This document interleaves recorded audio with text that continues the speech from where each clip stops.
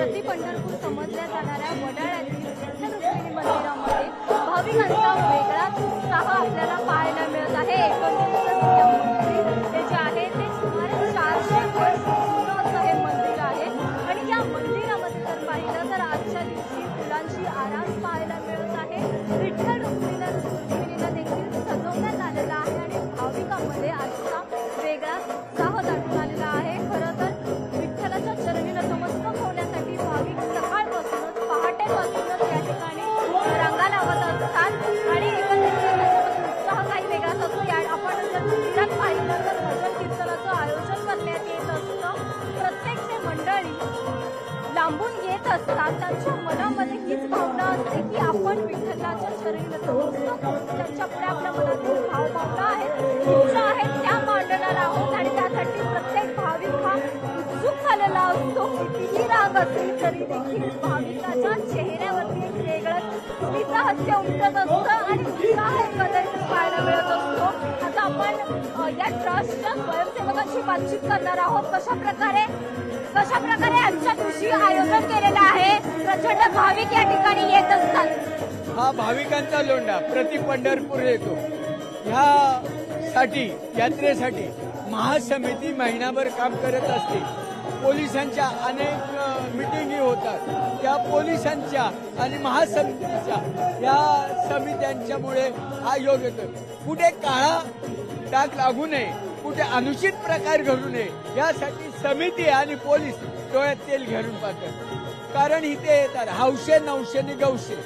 हौशे म्हणजे जीवाची हौस करायची, नवशे म्हणजे त्याला नवस करायचा आणि गौशे म्हणजे तिथे काय पडले ते बघायला। असं यात्रेचं स्वरूप असतो, देवासाठी कोणीच नाही। या वर्षांची परंपरा या मंदिराला आहे आणि त्यामुळे आता देखील आजच्या दिवशी बरेच भाविक या ठिकाणी येत असतात।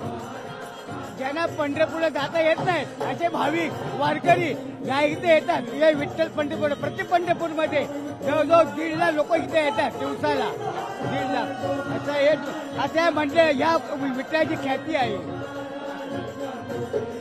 प्रति पंढरपूर ह्या वडाळ्याला बोललं जातं। हे गिरणी कामगार श्रमिकाने नाव दिले।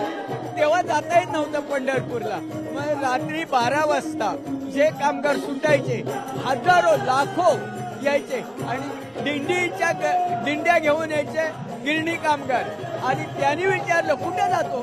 प्रति पंढरपूर वडाळ्याला जातो। त्यांनी हे नाव प्रति पंढरपूर दिले, सरकारने नाही। याची दान देगा देवा तुझं विसर न व्हावा या म्हणीप्रमाणे मा विठ्ठलाच्या चरणी नतमस्तक होण्यासाठी एवढी गर्दी आली। आपलं भाग्य आहे मुंबईकरांचं हे प्रति पंढरपूर इथे आपल्याला देवाच्या चरणांना स्पर्श भेटतो। प्रत्यक्ष पंढरपुरात गेल्यानंतर आपल्याला बघितलं एक 30 लाखाची गर्दी आहे। आपलं हे नशीब चांगलं आहे। हे तुकोबा महाराजांचे 400 वर्षापूर्वीची हे इथे या मंदिराला परंपरा आहे। तुकोबा महाराजांनी मुंबईकरांसाठी जे चाकरमानी आहे त्यांना पंढरपुराला दर्शन होत नाही म्हणून या विठ्ठल मंदिराची स्थापना केली आणि प्रत्यक्ष दरवर्षी प्रति पंढरपूर म्हणून या वडाळ्यामध्ये हे पांडुरंगाचं मंदिर आहे। म्हणून मी म्हणतो याची ध्यान देगा देवा तुझा विसर न व्हावा, ही अशीच सेवा आमच्याकडून करून घे आणि अख्ख्या मुंबईवरचं संकट सर्वांना सुख समाधानानं जाऊ। अगदीच कारण आपण पाहतोय ज्याप्रमाणे पंढरपूर येथे भाविकांचा उत्साह आहे तसाच उत्साह आपल्याला मुंबईतील प्रति पंढरपूर समजल्या जाणाऱ्या वडाळ्याच्या या मंदिरात पाहायला मिळत आहे। भजन कीर्तन एकीकडे सुरू आहे, तसंच भाविकांची रांग जरी वाढत असली तरी भाविकांमध्ये तसाच उत्साह जो सकाळी पहाटेपासून पाहायला मिळत आहे तो अजूनही उत्साह तसाच आहे आणि एकंदरीतच भाविकांना विठ्ठलाच्या दर्शनाची ओढ लागलेली आहे ती आपल्याला पाहायला मिळते।